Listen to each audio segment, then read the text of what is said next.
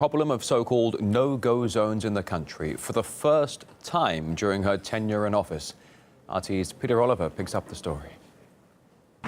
We've seen an unexpected change of tack from Angela Merkel when it comes to talk of no-go areas in Germany. There should not be any no-go zones. There can be no places where nobody dares to go. But these zones exist, and they should be named, and something must be done about it. Merkel hadn't previously used the incendiary phrase no-go area to describe parts of the country with a high crime rate. But that rate has been going up. The government's own figures released earlier this year point to a 10% rise in violent crime between 2015 and 2016, 90% of which is attributed to young male refugees. There was criticism last year of the way the German media covered the refugee crisis. A highly respected group of researchers said that editors acted as public educators and that the whole refugee crisis and the arrival of hundreds of thousands of people was covered in too favourable a light.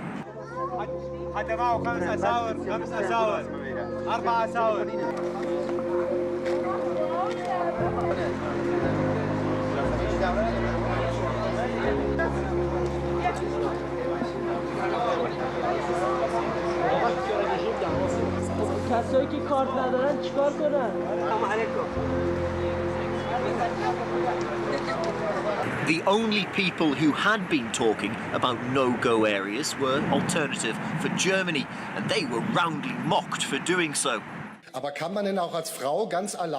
Can you, as a woman, walk alone on Warschau Street on a weekend evening? Would you dare walk past Warschau or nearby streets?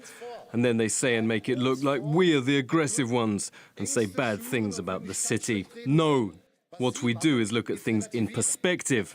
What we do is simply address facts, and facts only, ladies and gentlemen.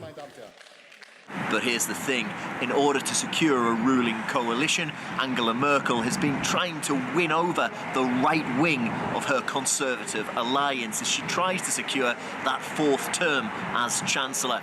And she may well be thinking that taking a step towards the social policy of Alternative for Germany could help get those hardliners back on side with her. Peter Oliver, RT Berlin.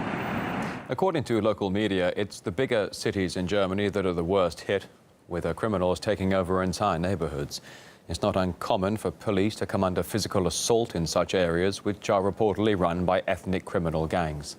Political scientist Werner Patzelt says some neighborhoods are no longer recognizable. It's no longer the case that every person can move freely around just as he or in particular she wants, because we have neighborhoods in cities which look not like being in Germany but like in a different country. If you look at some cities like the northern parts of Essen or of Dortmund, like parts of Duisburg, like parts of Berlin, then for some neighborhoods it's really a problem. And this truth is not quite welcome. But to be frank on this point, we have the same problem arising out of drug criminality. But immigration